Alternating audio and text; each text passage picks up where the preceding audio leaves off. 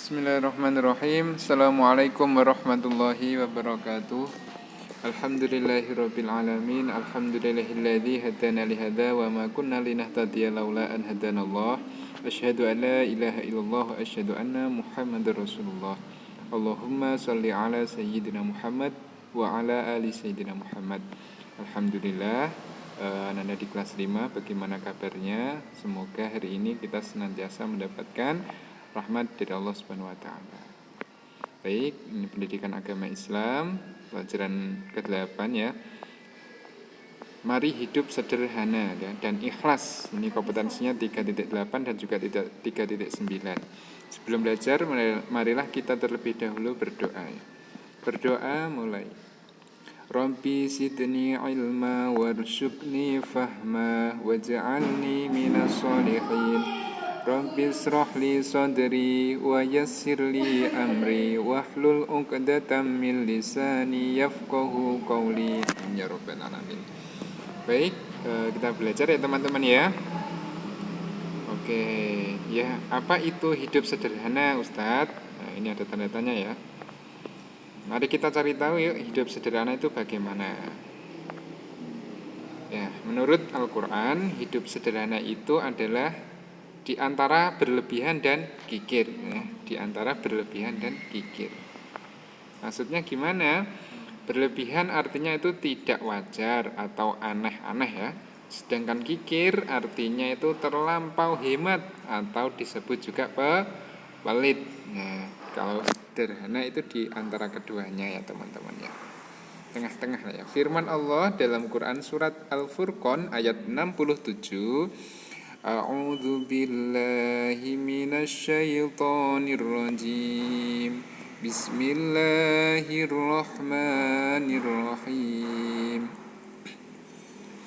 Walladzina idza anfaqu lam yusrifu wa lam yaqturu wa kana baina dzalika qawama.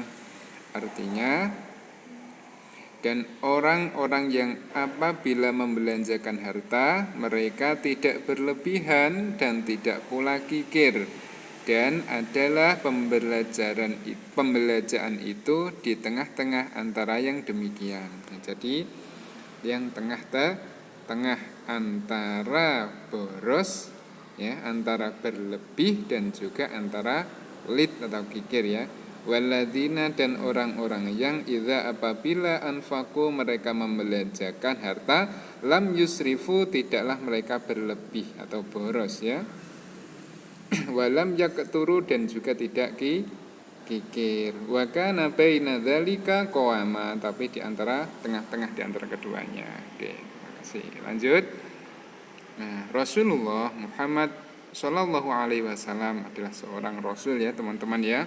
Dan memiliki pengaruh yang luar biasa ya. Kekuasaan beliau memiliki, pengaruh memiliki, namun beliau hidupnya sangat sederhana dan sangat menghindari hidup bermewah-mewahan dan boros. Itu Rasulullah Muhammad SAW. Sampai-sampai ketika beliau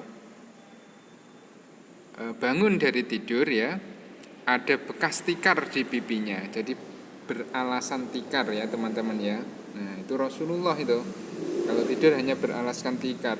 Begitu sederhananya Rasulullah. Nah, kita mudah-mudahan mampu meniru kesederhanaannya Rasulullah sallallahu alaihi wasallam ya.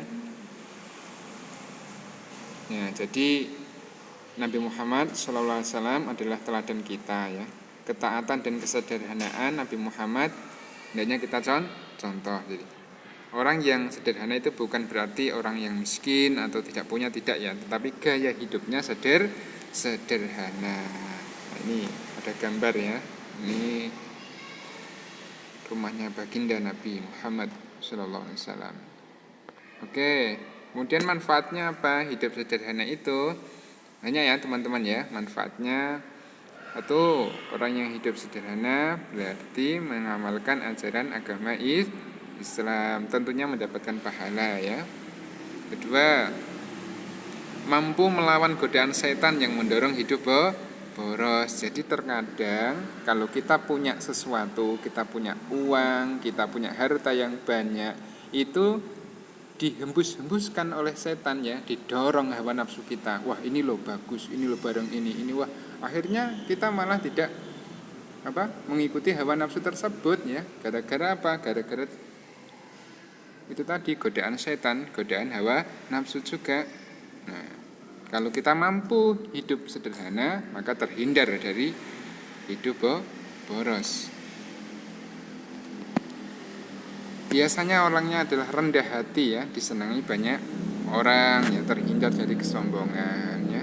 Rendah hati, tidak sombong, baik. Nah, itu manfaat dari hidup sederhana ya. Yang keempat, tidak akan ditimpa penyakit resah gelisah ya, karena di dalam hatinya itu syukur, makanya hidupnya tenang ya. Kalau tidak syukur mesti tidak tenang ya. Ada saja yang menggelitik jiwanya. Sudah punya ini, kepingin punya ini lagi. Sudah punya ini, sudah keturutan, pengen yang di atasnya lagi, pengen punya ini ya. Seperti itu hidupnya tidak tenang. Nah, kira-kira seperti itu teman-teman ya. Yang kelima, orang yang hidup sederhana tidak akan pernah mengambil harta orang lain ya, karena di dalam hatinya sudah syukur, jiwanya ridho ya, tidak enggan ya, tidak mungkin mengambil miliknya orang lain karena hidupnya sudah tenang ya, nikmat. Lanjutkan, perhatikan Quran surat Al-Isra ayat 27.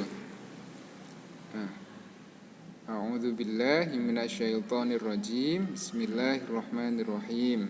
Innal mubadzirina kanu ikhwanasy syayatin wa kana asyaitanu lirabbihi kafura. Innal mubadzirina, sesungguhnya orang-orang yang mubadzir, yang pemboros, kanu, mereka adalah ikhwanas syayatin, ikhwanin teman-teman syaitan. Wa kana asyaitanu, dan adalah syaitan itu lirabbihi, terhadap Tuhannya, kafura, sangatlah ingkar. Jadi orang yang boros itu disifati oleh Al-Quran yaitu kanu ikhwanas syayatin, temannya setan. Maka dari itu teman-teman, kita hindari boros, karena orang yang boros adalah temannya setan. Oke. Yang kedua adalah ikhlas ya. Apa itu ikhlas? Hanya ada orang mikir ya, kira-kira apa ya ikhlas itu? Tanya terus ya. Ikhlas, makna ikhlas. Nah, ikhlas itu adanya maknanya bersih ya, bersih dari kotoran. Ikhlas itu adalah perbuatan hati ya, karena ikhlas itu ada di dalam hati. Misalnya kalau dikatakan ikhlas bersedekah, berarti artinya bersih dengan hati, memberikan dengan hati bersih ya, tidak ada pamrih ya. Ustaz, saya itu memberi tapi tidak ikhlas, apa berarti saya tidak usah memberi? Ya tidak ya.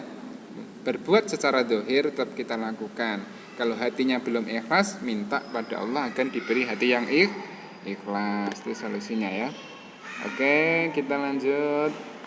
Rasulullah SAW bersabda, innallaha la yanzuru ila ajsamikum wala ila suwarikum walaki yanzuru ila qulubikum. Jadi sesungguhnya Allah Subhanahu wa ta'ala tidak melihat atau menilai bentuk tubuhmu, dan tidak pula menilai kebagusan wajahmu. Walakin, dan tetapi, yang zuru ila qulubikum, Allah itu melihat hati kalian ya, atau keikhlasan hati. Jadi ini dasar menghamba kepada Allah, didasari dengan hati yang ikhlas, sholatnya ikhlas, sedekahnya ikhlas. Nah itu hatinya bersih, qalbun salim ya, tidak pamer, tidak riak, tidak sombong. Mudah-mudahan kita semuanya diberi hati yang ikhlas. Amin Allahumma amin. Oke, ikhlas beramal karena Allah ya. Ini Quran surat Al-Bayyinah ya. Wa ma umiru illa liya'budullaha mukhlishina lahud-din hunafa'a wa yuqimus sholata wa yu'tus zakata wa dzalika dinul qayyimah. Ya. Padahal mereka tidak disuruh kecuali supaya menyembah Allah dengan memurnikan ketaatan kepadanya dalam menjalankan agama yang lurus, dan supaya mereka mendirikan sholat dan menunaikan zakat, dan yang demikian itulah agama yang lurus. Nah, itu ikhlas ya teman. Ciri-cirinya gimana Ustadz? Nah, satu, beramal dengan sungguh-sungguh tanpa mengharapkan pujian dari manusia.